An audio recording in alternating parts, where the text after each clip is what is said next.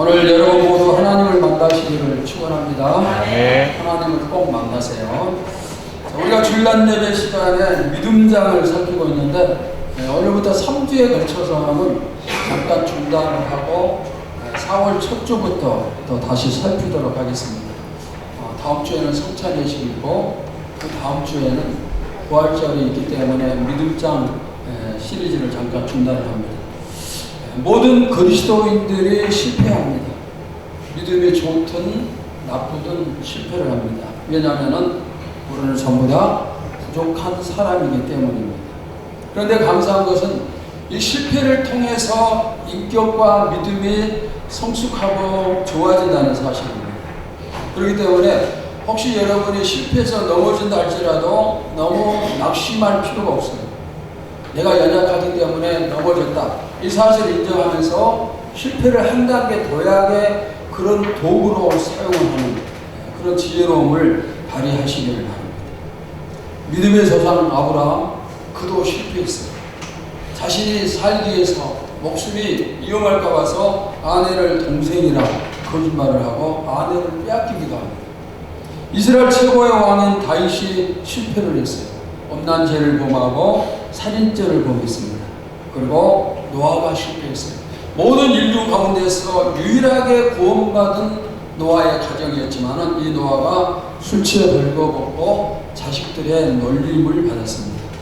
또 솔로몬이 실패했어요. 전무후무한 지상 최고의 지혜를 받았고 최고의 영화를 누렸지만 그러나 그도 실패했어요. 그 다음에 종교개혁에 성공을 이뤘던 히스기야 왕도 실패를 했고 신약성경에 나오는 오직 하나님의 영광을 위해서 살았던 바울도 실패를 했어요. 자, 그러면은 바울만 잠깐 살펴볼까요? 그가 했던 실패가 어떤 것인가? 로마서 10장 19절에서 24절 말씀입니다. 교독을 하겠습니다. 내가 원하는 바 선은 행하지 아니하고 도리어 원하지 아니하는 바 악을 행하는도다. 만일 내가 원하지 아니하는 그것을 하면 이를 행하는 자는 내가 아니요 그리스도 내가 아는 죄라. 그러므로 내가 한 법을 깨달았노니 곧 선을 행하기 원하는 나에게 악이 함께 있는 것이로다. 내 육체함으로는 하나님의 법을 즐거워하되 내 지체 속에서 한 다른 법이 내 마음의 법과 싸워 내 지체 속에 있는 죄의 법으로 나를 사로잡는 것을 보는도다. 오라 나는 공부한 사람이로다. 이 사망의 몸에서 누가 나를 건져내랴. 바울이 실패하지 않기 위해서 너무너무 많은 예를 쓰지만 그러나 항상 실패한다는 거예요.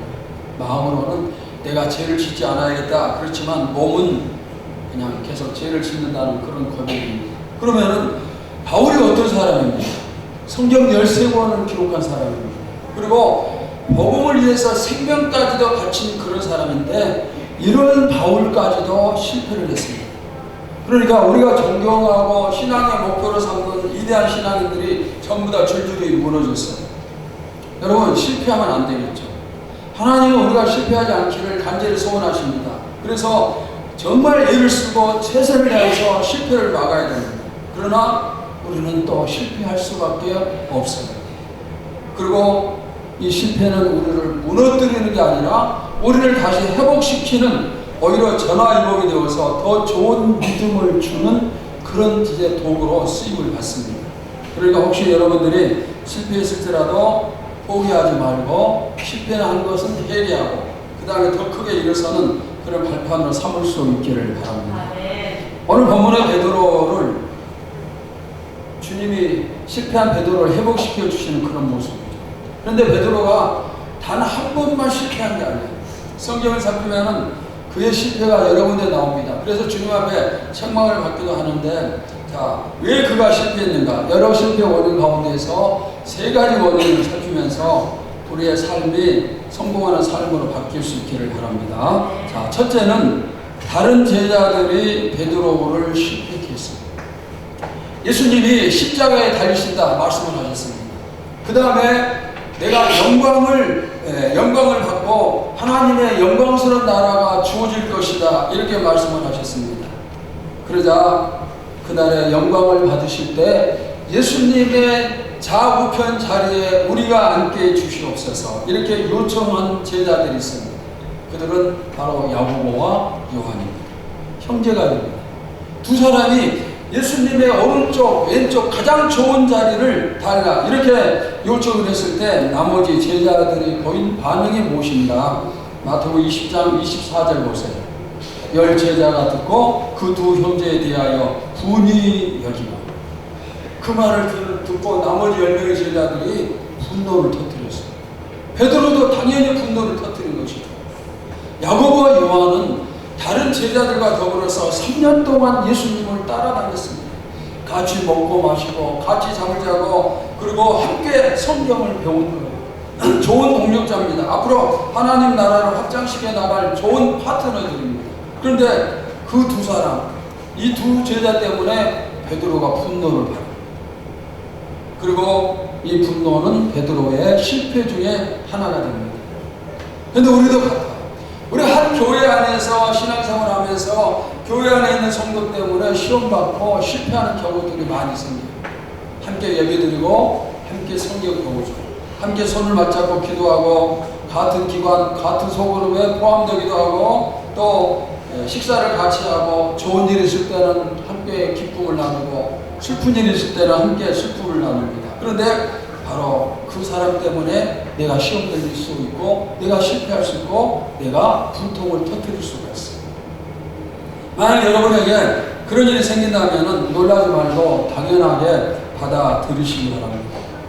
제자들 사이에도 이런 분노가 생겼는데 우리 공동체 안에서 그런 일이 생기는 것은 너무나 당연한 거죠. 지금 우리는 이 교회가 천국이 아니에요. 천국은 앞으로 우리가 가야 될 곳입니다. 그렇기 때문에 이 공동체에는 어느 교회나 막론하고 문제가 많이 있어요. 성도들끼리 많이 다툼이 생길 수 있고 또 분노를 터뜨릴 그런 일이 생길 수가 있어요. 그럴 때 왜 우리는 우리 교회는 이런가 이렇게 생각하지 말고 그냥 당연한 것이다 하고 자연스럽게 받아들여야 됩니다. 그러면은 제자들 사이에 왜 그런 일이 생겼는가? 그 이유는 뭘까요? 이기심. 야고보와 요한은 자기가 제자들 가운데서 가장 높은 자리를 차지하고 싶었습니다. 그런데 베드로를 비롯한 나머지 제자들도 똑같은 생각을 가지고 있어요. 12제자 모두 다 그 자리를 다른 사람에게 뺏기지 않고 내가 그 자리를 차지하고 싶은 것입니다. 그런데 두 제자가 그 자리를 요청을 하니까 그래서 분노한 것입니다. 이기심과 자신의 유익을 포기하지 않는 이상 우리들 가운데 그런 일은 늘 일어나겠죠. 여러분이 다른 사람과 부딪히는 원인을 찾아보시기 바랍니다. 무엇 때문에 다투는가? 또 부딪히는 이유가 무엇인가? 그것은 항상 내 중심으로, 내 이기심으로 그런 자세를 가지고 나를 포기하지 않기 때문에 내가 손해 보면은 부딪힐 일 하나도 없어요. 그리고 나를 낮추고 상대방을 높여주면은 모두들 나를 좋아할 수밖에 없습니다. 예수님도 이렇게 서로 높아지겠다고 다투는 제자들에 대해서 뭐라고 말씀을 하셨는가? 자, 마태복음 20장 26절에서 28절 우리 함께 봅시다. 시작. 너희 중에는 그렇지 않아야 하느니 너희 중에 누구든지 크고자 하는 자는 너희를 섬기는 자가 되고 너희 중에 누구든지 으뜸이 되고자 하는 자는 너희의 종이 되어야 하리라. 인자가 온 것은 섬김을 받으려 함이 아니라 도리어 섬기려 하고 자기 목숨을 많은 사람의 대선물로 주려 함이니라. 주님이 뭐라고 말씀하셨어요? 섬김을 받는 자가 되지 말고 섬기는 자, 그 다음에 낮은 자가 되라, 대접하는 자가 되라. 주님이 이렇게 말씀하십니다. 그러면은 주님의 이런 말씀 앞에서 나를 비춰볼 때 나는 어떤 사람입니까? 다른 사람을 실패케 하는 사람인가? 아니면 든든히 세우는 사람인가? 우리 모두 다 나를 낮추고 이웃을 섬기는 그런 성도들 되시기를 바랍니다. 우리가 전부 그렇게 해야 돼요. 그래야 내가 진짜 하나님의 사랑받고 좋은 신앙인이 될 수가 있습니다. 심지어 예수님 뭐라고 말씀하셨어요? 방금 마태복음 20장 28절 보시면은 주님이 오신 것도 섬기기 위해서 오셨다고 했습니다. 그런데 우리가 섬김을 받고자 하면은 아주 잘못된 자세가 되겠죠. 여러분 항상 섬기는 자, 낮은 자가 되시기를 축원합니다. 자, 두 번째는 물질이 베드로를 실패하게 했습니다. 마가복음 14장을 보시면은 한 여인이 매우 값진 향료를 가지고 와서 그 향료를 예수님의 머리에 붓습니다. 옥합을 깨뜨리고 머리에 붓는데 그 향료의 값어치는 300데나리온이에요. 이 300데나리온을 오늘날로 이제 얼마가 되는가 환산을 하면은 노동자 10달 월급에 해당하는 액수예요. 하루에 10만 원을 번다면은 이 향료의 값어치가 3천만 원. 그 3천만 원을 예수님의 머리에 붓는 거예요. 제자들이 봤을 때 그것은 허비하는 것입니다. 그래서 제자들이 어떤 반응을 보이는가? 마가복음 14장 4절 보시면은 함께 봅시다. 시작. 어떤 사람들이 화를 내어 서로 말하되 어찌하여 이 향료를 허비하느냐. 3천만 원이나 되는 그 기름을 예수님 머리에 부어버렸어요. 그러니까 어떤 사람들이 화를 내는데 여기 어떤 사람들이 누굴까요? 제자들. 예수님의 제자들이 화를 내고 여기에 당연히 베드로도 포함이 된 겁니다.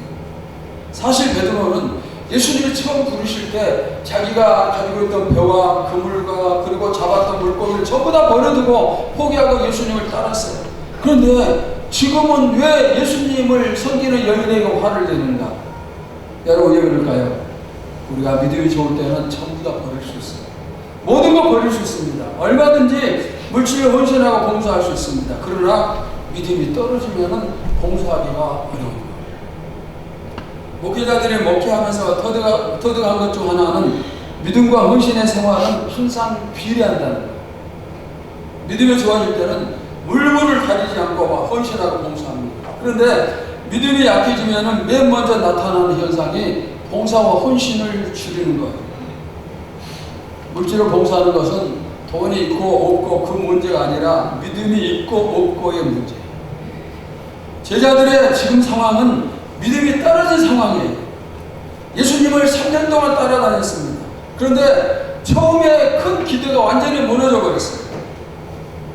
처음에 자신들이 기대했던 예수님은 어떤 예수님인가? 왕이 오르시고 로마를 완전히 물리치고 그 다음에 이제 나라를 지배하고 다스리시는 그런 예수님. 왕이 되시면은 자기들이 왕 대신 예수님의 오른쪽과 왼쪽 자리를 차지하겠다, 벼슬을 누리겠다, 그런 생각을, 그런 기대를 가지고 있었는데, 그런데 그럴 기미가 전혀 보이지 않아요. 그리고 예수님을 따라다니면 다닐수록 오히려 늘 배고프고 늘 궁핍하고, 또 예수님은 그냥 내가 십자가에서 죽을 것이다 이렇게 이상한 말씀만 하시고, 그러니까 처음 예수님에 대한 기대치가 점점 떨어지는 겁니다. 그런데 예수님에 대한 기대치가 떨어지는 거예요. 즉 믿음이 약해지면 그때 생기는 것이 뭘까요? 예수님 대신 물질을 향하는 거예요. 세상을 향하는 거예요. 하나님 사랑이 약해지면 물질 사랑이 커지죠. 믿음이 없이는 우리가 감사할 수 없어요. 또 믿음이 약해지면 잘 드리던 11조나 이런 것도 드리지 못하게 되는 거죠. 지금 이 시간에도 수많은 사람들이 믿음이 떨어져서 하나님과의 관계가 멀어지고 세상으로 향하는 그런 사람들이 많이 있을 겁니다. 그 다음에 또 중요한 것은 돈을 사랑하는 것은 일만하게 뿌리라고 했어요. 돈을 우리가 사랑하면 모든 제약의 뿌리가 바로 그것이에요. 그리고 이 재물은 우리가 정말 모든 사람을 좋아하고 뭐 그러겠지만은 제일 중요한 것을 주지 못해요. 어떤 것? 영원한 생명. 천국을 우리에게 줄 수가 없어요. 자, 디모데전서 6장 10절을 봅시다. 시작. 돈을 사랑하니 일만하게 뿌리가 되나니 이것을 탐내는 자들은 미혹을 받아 믿음에서 떠나 많은 근심으로서 자기를 찔렀다. 여러분, 돈을 사랑하는 것은 모든 악의 뿌리예요. 그리고 우리가 돈을 사랑하면 어떻게 된다고 해요? 믿음에서 떠나 그랬어요. 믿음에서 떠나. 하나님으로부터 멀어지는 겁니다. 그러니까 우리가 재물을 사랑하는 일이 있으면 안 되겠죠. 예수님을 왕으로 섬기면은 우리가 재물을 다스리면서 살 수 있지만은, 그러나 재물을 왕으로 섬기면은 구원이 없습니다. 구원이 없고 물질의 종을 타고 하나님과는 멀어질 수밖에 없습니다. 여러분, 생사화복의 주관자가 누구십니까? 하나님이십니다. 그러니까 우리가 하나님이 주시는 축복을 받아야겠다. 이 마음을 가져야 돼요. 그것이 바로 참된 축복이에요. 내 욕심으로 그리고 내가 애를 쓰고 해서 받는 축복은 진짜 축복이 아니에요. 하나님이 주시는 것이 참된 축복입니다. 그러면 하나님은 누구에게 주시는가? 하나님을 주인으로 삼고 물질을 다스리면서 사는 사람에게 주시는 거예요. 하나님을 주인 삼으면은 재물 때문에 시험될 일이 전혀 없고, 그러면 하나님이 그런 사람 사랑하시고 축복을 주실 수밖에 없어요. 여러분 모두 다 하나님만 주인으로 삼으시기를 바랍니다. 하나님을 주인으로가 아니라 하나님만 주인으로. 하나님만 주인으로. 아멘입니까? 하나님만. 그분만이 우리의 주인이 계셔야 됩니다. 자, 그 다음에 세 번째. 예수님이 베드로를 실패케 하셨습니다. 베드로의 가장 큰 실패는 여러 가지 중에서 제일 큰 실패는 뭐냐면 예수님을 모른다고 부인한 거예요. 3번이나 부인했어요. 사실 우리는 베드로가 예수님 부인한 것을 우리가 베드로 그냥 믿음이 그 정도밖에 되지 않나 하면서 베드로를 책망하지만은, 그런데 어떻게 보면은 예수님이 오히려 베드로에게 너무했다는 생각이 들 수가 있어요. 왜냐하면 만약에 베드로가 예수님을 모른다고 부인하지 않았다면 어떻게 되실까? 예수님이 십자가에 달려 돌아가실 때 베드로도 같이 죽게 되죠. 잡혀가서 같이 죽게 되는 것입니다. 그러니까 베드로가 살기 위해서 나 예수님 모른다 이렇게 부인한 것이 그리 큰 잘못은 아니다 이렇게 생각할 수가 있어요. 여러분 어떻게 생각하십니까? 살기 위해서 한번 예수님 모른다 그렇게 말할 수 있는 거죠. 근데 지금도 예수님이 우리의 실패의 원인이 될 수가 있어요. 주님은 우리에게 지나친 희생을 요구를 하십니다. 나는 내 자신을 사랑하고 싶어요. 그런데 예수님은 너는 이웃을 네 몸처럼 사랑해라. 그리고 너의 모든 힘을 다해서 하나님을 사랑하라. 이런 것은 너무 지나친 요구예요. 우리는 그 주님의 요구에 응하지 못하고 그러다 보니까 시험에 드는 거예요. 주님은 우리에게 너 이웃을 섬겨야 된다. 이웃을 대접해야 된다. 남을 높이고 너를 낮춰야 된다. 또 우리가 하루 종일 일하느라고 너무 피곤하고 힘든데 철야기도 하라, 새벽기도 하라 이렇게 말씀을 하세요. 내가 정말 먹고 살기가 빠듯한데 헌금 드리라고 말씀하시고 건강이 별로 좋지 않은데도 내가 몸 바쳐서 봉사하고 충성해라 이렇게 말씀을 하세요.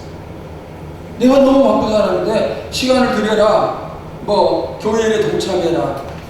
하나님이 우리가 하기 힘든 요구들을 너무나 많이 하십니다. 그러니까 이 하나님의 요구들을 하다가는 나의 모든 걸 전부 다 포기를 해야 되고 오로지 희생만 해야 돼요. 오직 희생밖에 없어요. 그 다음에 세상 삶도 마찬가지죠. 세상의 친구들 다 떠나보내야 되고 직장에서도 회식이나 이럴 때 빠지거나 아니면은 나는 또 믿는다고 술 안 마시고 그러니까 친구의 좋은 관계가 형성될 수도 있고, 나는 적당하게 세상도 즐기면서 신앙생활도 적당히 하고 싶은데 주님의 요구는 나의 생각과는 정반대로 오로지 희생만 하라. 이러니까 내가 시험 들 수밖에 없는 거예요. 그뿐만 아니고 주님은 우리 능력 밖에 훨씬 더 요구를 하십니다. 나는 자격이 안 맞춰졌는데 이번에 집사임직 받으세요. 권사임직 받으세요. 교사해라, 찬양대라 이렇게 명령을 하십니다. 나는 아직 준비가 안 됐어요. 그리고 하고 싶은 마음도 없습니다. 여러분 사실 금식 하고 싶은 마음 없는데 막 시키고 그러죠. 그리고 기분 나쁘고 시험 들고 그럴 수가 있겠죠. 지금 내가 주일 안 예배만 드리는 것도 너무 버겁고 힘든데 자꾸 그냥 예배 잘 드리라고 여러 가지 일을 하라고 맡기고 그러니까 왜 시험 들지 않겠어요? 그래서 그냥 시험 드는 거예요. 베드로도 그런 이치가 아니겠어요? 지금 베드로는 살아야 돼요. 그러니까 예수님을 모른다고 부인해야만 살 수가 있어요. 그래서 예수님 때문에 시험에 든 거예요. 그러면은 예수님의 요구 앞에 베드로와 우리는 왜 실패하는 것인가? 예수님보다 내 자신을 뭐하기 때문에? 사랑하기 때문에. 주님의 희생의 요구 앞에서 모든 사람이 다 시험되는 건 아니죠. 주님의 요구하실 때 그것을 잘 따르고 순종한 사람들이 너무 많아요. 또 반대도 많지만 자신보다 예수님을 더 사랑하는 성도들은 주님이 무엇을 요구하든 아멘과 감사함으로 받겠죠. 우리는 어떤 사람입니까? 예수님 때문에 시험 드는 사람인가? 아니면은 예수님께 순종하는 사람인가? 어떤 사람입니까? 만약에 내가 실패했다, 그러면 어떻게 해야 실패를 이길 수 있는가? 또 어떻게 해야 실패를 딛고 회복할 수가 있는가? 오늘 보면은 딱 한 가지 말씀을 해요. 그게 뭘까요? 부활하신 예수님을 만나는 것입니다. 부활하신 예수님, 베드로의 모든 실패는 부활 전의 사건이에요. 부활이 이루어지기 전에. 그런데 그의 모든 실패가 부활하신 예수님을 만나는 순간 전부 다 회복이 되어졌어요. 우리도 부활하신 예수를 만나면은 실패를 딛고 일어서고 사명 감당할 수가 있어요. 여러분, 지금 직분 맡은 것에 대해서 두려워할 필요 없습니다. 주님이 직분이나 사명 주실 때 감당할 수 있는 힘과 능력도 같이 주시는 거예요. 내가 부족하다는 거 주님이 너무나 잘 알고 계십니다. 그러면서도 그래도 너 일을 해야 돼, 이렇게 말씀하십니다.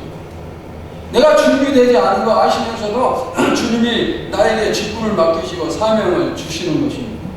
그때 내가 못하지만 그래도 주님이 시키니까 하겠습니다 하고 아멘 하면은 그 다음부터 주님이 전부 다 책임을 져 주시는 거예요. 부활 전과 부활 후에 베드로의 모습은 똑같아요. 변화가 아무것도 없어요. 그렇잖아요. 뭐 몸무게가 변하고 얼굴이 변하고 다 똑같아요. 변화가 하나도 없습니다. 그런데 완전히 회복이 되었습니다. 그리고 이제는 주님을 위해서 사명 충실히 감당하겠다는 그런 결심을 하고 더 나아가 주님 위해 생명까지도 바치겠다는 결심을 하는 거예요. 단지 부활하신 예수님을 만났을 뿐인데 이렇게 큰 변화가 임한 거예요. 우리가 베드로가 시험든 원인 세 가지를 살폈죠. 어떤 것이었습니까? 첫째는 제자들 때문에 시험 들고, 둘째는 물질 때문에 시험 들고, 세 번째는 예수님 때문에 시험 들었어요. 그런데 사실은 시험든 원인이 누구에게 있습니까? 베드로가 부활하신 예수님을 만나지 못한 것이 시험든 원인이에요. 다른 사람이 나에게 잘못해서가 아니라 나에게 원인이 있어요. 그러니까 여러분들이 교회 안에서나 가정에서 어디든지 누구를 미워하면 안 되고, 내가 누구누구 때문에 시험 들었다, 내가 누구누구 때문에 그냥 이렇게 되었다, 핑계 대면 안 돼. 이유는, 내가 시험 든 이유는 뭐라고요? 모든 책임은 나에게 있어요. 내가 주님을 만나면은, 부활하신 주님을 만나기만 하면은 다른 사람이 나에게 어떻게 하든지 시험 들 문제가 하나도 없어요. 여러분이 주님을 꼭 만나시길 바랍니다. 그럼 어떻게 해야 만날 수 있는가? 오늘 본문에서는 부활하신 예수님이 먼저 베드로를 찾아가셨어요. 자, 요한복음 21장 1절을 한번 보실까요? 시작. 그 후에 예수께서 디베랴 호수에서 또 제자들에게 자기를 나타내셨으니 나타내신 일은 이러하니라. 예수님이 베드로를 찾아가셨어요. 지금도 예수님이 우리를 찾아오심을 믿습니다. 나도 예수님을 찾지만은 내가 찾기 전에 예수님이 먼저 우리를 찾고 계시는 거예요.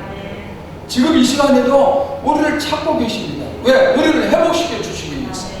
우리에게 사명 주시고 감당할 수 있는 힘과 능력을 주시기 위해서 주님이 먼저 찾아오시는 거예요. 그럼 이렇게 주님이 먼저 찾아오셨을 때 베드로가 어떻게 하는가? 자, 요한복음 21장 7절을 봅시다. 시작. 예수께서 사랑하시는 그 제자가 베드로에게 이르되 주님이시라 하니 시몬 베드로가 걷고 있다가 주님이라 하는 말을 듣고 겉옷을 두른 후에 바다로 뛰어내리더라. 베드로는 바닷속에 뛰어내려요. 지금 여기는 바다로 표현됐지만 또 다른 표현은 갈릴리 호수. 뛰어듭니다. 왜 그랬을까요? 주님 보기에 민망해서 도망치기 위해서 바다로 뛰어들었는가? 아니죠. 빨리, 조금이라도 빨리 예수님을 만나기 위해서 바다 물속으로 뛰어든 겁니다. 지금 이것은 베드로가 예수님을 향해서 마음의 문을 연 거예요. 여러분, 우리도 마음의 문을 열기를 바랍니다. 예수님은 항상 우리를 만나기 위해서 우리의 문을 두드려요. 마음의 문을 두드리고 계시고 언제든지 우리가 문을 열기만 하면 그분을 만날 수가 있어요. 그러니까 문을 열어야 됩니다. 자, 요한계시록 3장 20절을 봅시다. 시작. 볼지어다 내가 문 밖에 서서 두드리노니 누구든지 내 음성을 듣고 문을 열면 내가 그에게로 들어가 그와 더불어 먹고 그는 나와 더불어 먹으리라. 지금 이 시간에도 주님께서 여러분의 마음을 두드리고 계심을 믿습니다. 이 두드리는 문소리를 들을 때 여러분이 문을 열어야 돼요. 내 마음의 문을 열어야 됩니다. 그러면서 주님 나에게 오시옵소서 하고 주님을 요청을 해야 됩니다. 자, 한번 따라서 합시다. 주님, 자, 따라서 하세요. 주님, 마음의 문을 열었사오니 오시옵소서. 마음의 문을 열었사오니 오시옵소서. 다시 한번 따라서 하세요. 주님, 오시옵소서. 오시옵소서. 누구에게? 나에게. 그럼 어떻게 하신대요? 내 문을 여는 거. 문을 여는 것이 주님을 초청하는 것이 됩니다. 이 회복의 기회가 계속 주어지는 게 아니에요. 부활하신 주님이 이 땅에 며칠 계셨습니까? 며칠 계셨다가 승천하시죠? 40일. 부활하시고 40일 동안 계시다가 하늘에 오르신 겁니다. 만약에 베드로가 주님의 요청에도 불구하고 예수님 저는 거기를 좀 더 잡다가 나중에 예수님 따르겠습니다 이렇게 얘기했다면 어떻게 됐을까요? 예수님은 베드로를 배제한 채 다른 제자들과 복음화의 계획을 세우시고 그들만 사용하셨을 거예요. 그리고 베드로가 나중에 예수님께 찾아왔다 할지라도 40일이 지난 다음에는 주님은 이 땅에 안 계시죠. 만나고 싶어도 만날 수가 없어요. 그러니까 기회가 주어질 때 놓치면은 절대로 안 돼요. 여러분도 오늘이 회복의 기회임을 믿고 꼭 붙잡으시기를 바랍니다. 뒤로 미루면 안 돼요. 어쩌면 오늘이 나에게도 기회의 마지막의 날인지도 모릅니다. 이 시간 다시 한번 간절히 주님을 요청하시고 꼭 회복하시기를 축원합니다. 나중으로 미루면 안 돼요. 내일부터 그 다음에 뭐 나이가 들어서 다음에 먼 훗날에 이건 아닙니다. 지금 주님께 손을 내밀어야 돼요. 주님은 나를 위해 십자가 지셨습니다. 또 나를 위해서 주님이 목자가 되어주시고 나의 필요를 채워주시는 그런 분이 되시고 항상 나의 책임자가 되셔서 나와 함께 하시는 분이십니다. 이 주님께서 우리가 충성하는 모습을 보시면 너무 기뻐하시는 거예요. 우리가 그분께 나가야 되고 그분에게 기쁨을 드려야 돼요. 자, 그러면은 부활하신 주님을 만난 베드로 그 이후에 어떤 삶을 살게 되는가? 사도행전은 변화된 베드로의 모습을 잘 보여주고 있어요. 자, 사도행전 3장 1절에 제9시 기도 시간에 베드로와 요한이 성전에 올라갔어요. 여기 제9시 기도 시간은 우리 시간으로 오후 3시를 얘기해요. 자, 베드로가 예수님께서 말씀하셨었죠. 겟세마네 동산에서 예수님이 기도하시면서 베드로에게 시험에 들지 않도록 깨어 기도하라고 말씀하셨는데 그때 베드로는 잠만 잤어요.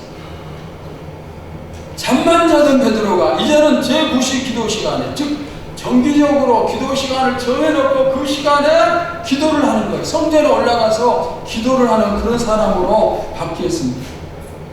사도행전 4장 18절 19절을 봅시다. 시작. 그들을 불러 경계하여 도무지 예수의 이름으로 말하지도 말고 가르치지도 말라 하니 베드로와 요한이 대답하여 가로되 하나님 앞에서 너희 말 듣는 것이 하나님 말씀 듣는 것보다 옳은가 판단하라.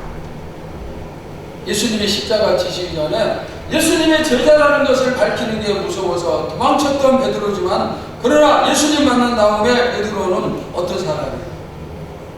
권세를 가진 사람들이 너희 예수에 대해서 말하면 안 돼. 그 이름 꺼내지도 말라. 꺼내면은 너희가 감옥에 갇힐 것이고 죽을 수도 있다. 이렇게 협박을 하지만은 그러나 베드로와 요한이 뭐라고 얘기해요? 우리가 하나님 말씀 듣는 것이 옳겠느냐? 너희 말 듣는 것이 옳겠느냐? 우리가 죽어도 내가 죽고 감옥에 가도 나는 하나님 말씀대로 할 것이다. 여러분 얼마나 바뀌었습니까? 이제는 담대하게 예수님을 전해요.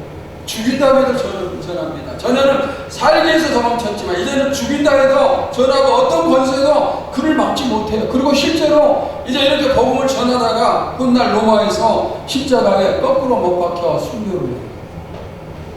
베드로가 왜 십자가에 거꾸로 못 박혔다고 그랬죠?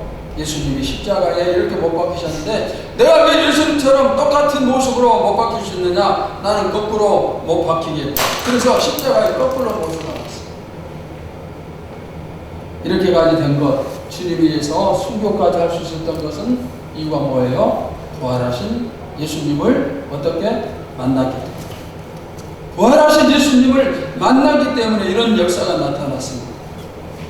오늘 제가 부활하신 예수님을 설교를 하는데 다음 주 고난주간이고 또 부활절이 오는데 우리가 고난주간 맞고 부활절 맞이하면서 주님 앞에 회복된 모습으로 설 수 있기를 바랍니다. 회복된 모습으로 고난도 동참하고 부활이 동참하고. 어느 목사님이 상가를 얻어서 교회를 개척했습니다. 그 아들의 부모님을 모시고 살아야 될 형편이었기 때문에 상가를 얻어서 그 절반을 막아서 한쪽은 교회로 한쪽은 사택으로 사용을 합니다. 저에게도 그런 경험이 참 많아요. 그런데 이 교회가 큰 어려움 없이 성장해 갔어요. 그런데 어느 날부터인가 교인들이 슬금슬금 눈치를 보면서 교회를 떠나는 거예요. 이유는 뭐냐? 고부간의 갈등이 있어요. 계속된 갈등은 양가의 집안 싸움으로 번졌고 결국 양쪽의 가정의 어른들이 목사님 부부를 강제로 이혼을 시켰어요. 목사님이 이혼했으니까 교회 문은 저절로 닫는 것이죠. 그 다음에 버스 운전사로 취직을 해서 이제 운전기사 노릇을 합니다. 요즘 택시 운전하는 목사님들이 수천 명이 된다는 그런 말을 들었어요. 정말 잘못됐다 나무랄 수만 없겠죠. 근데 버스 운전을 하는 도중에 2번이나 인명사고를 했어요. 사람을 쳤어요. 그래서 직장에서도 쫓겨났어요. 더 이상 삶에 대한 의욕이 다 사라지고 말았어요. 가정 실패, 목회 실패, 그 다음에 직장 실패. 목사님 생각할 때 자기 인생은 모든 것에 실패한 인생이었어요. 그래서 에라 내가 살아서 뭐하냐 그런 이제 마음을 먹고 자살을 결심하고 한강 다리 난간에 섰습니다. 그리고 이제 난간을 잡고 있던 손을 놓으려고 하는 그 찰나, 그 순간에 주님이 그 앞에 나타났어요. 손을 놓기 직전 주님께 기도를 하죠. 주님, 짧았던 세월이었지만 모든 것이 감사했습니다. 그러나 이제는 더 이상 살 의욕이 없습니다. 그리고는 손을 놓는데 바로 앞에 예수님께서 딱 나타나셨습니다. 두 팔을 벌려 가로막았어요. 예수님을 보는 순간 이 목사님의 눈에 이제까지 살아왔던 서러운 인생이 생각되면서 아픔이 눈물로 줄줄 흘러내렸어요. 근데 주님이 말씀하셨어요. 사랑하는 종아, 왜 나를 버리려고 하느냐? 주님, 저는 더 이상 살 힘이 없습니다. 모든 게 실패뿐이었습니다. 사랑하는 종아, 아직도 날 사랑하느냐? 예, 주님을 사랑합니다. 그러면 인생을 다시 시작해라. 내가 너와 함께 하겠다. 예수님이 그 목사님을 꼭 안아주시면서 이렇게 말씀을 하셨습니다. 사랑하는 성도 여러분, 여러분도 주님과의 관계 속에서 슬픈 아픔이 있습니까? 생각하기도 싫은 실패가 있었나요? 또한 빈둥빈둥거리면서 핑계만 대고 내일로 미루기만 하지 않았습니까? 내가 정말 주님의 마음을 얼마나 아프게 해드렸는가? 예배 드리는 것만으로 만족하고 더 이상 빠져들지 않으려는 모습으로 이제까지 신앙생활해 오지는 않았는가? 이 시간 주님을 만나고 주님, 제가 잘못했습니다. 제가 어리석었습니다. 이렇게 모든 것을 고백을 하시기를 바랍니다. 부활의 주님께서 오늘 저와 여러분을 찾아오셨음을 믿습니다. 왜 찾아오셨을까요? 우리에게도 다시 한번 기회를 주시기 위해. 베드로에게 기회를 주시고 또 목회에 실패했다고 자살하려던 그 목사님에게 기회를 주시고 그리고 우리에게, 나에게 기회를 주시기 위해서 주님이 찾아오신 거예요. 주님이 찾아오시면서 우리에게 꼭 질문을 하실 거예요. 무슨 질문입니까? 이 질문에 대답에 우리가 아멘 할 수도 있고 하지 않을 수도 있습니다. 아주 중요한 질문이기에 대답을 잘해야 돼요. 어떤 질문일까요? 누구누구야, 네가 나를 사랑하느냐? 네가 나를 사랑하느냐? 이렇게 물으실 때 여러분 뭐라고 대답하겠어요? 뭐라고 대답하시겠습니까? 자, 이 시간에 제가 주님을 대신해서 여러분에게 3번 질문을 드리겠습니다. 여러분이 이 질문에 합당하면 아멘하고 대답하세요. 사랑하는 성도 여러분, 주님을 사랑하십니까? 그러면은 직분을 잘 감당하시기 바랍니다. 사랑하는 성도 여러분, 주님을 사랑하십니까? 그러면은 직분에 충성하시기 바랍니다. 사랑하는 성도 여러분, 주님을 사랑하십니까? 그러면은 주신 직분 감사하고 충성하면서 많은 열매를 맺으시기를 축원합니다.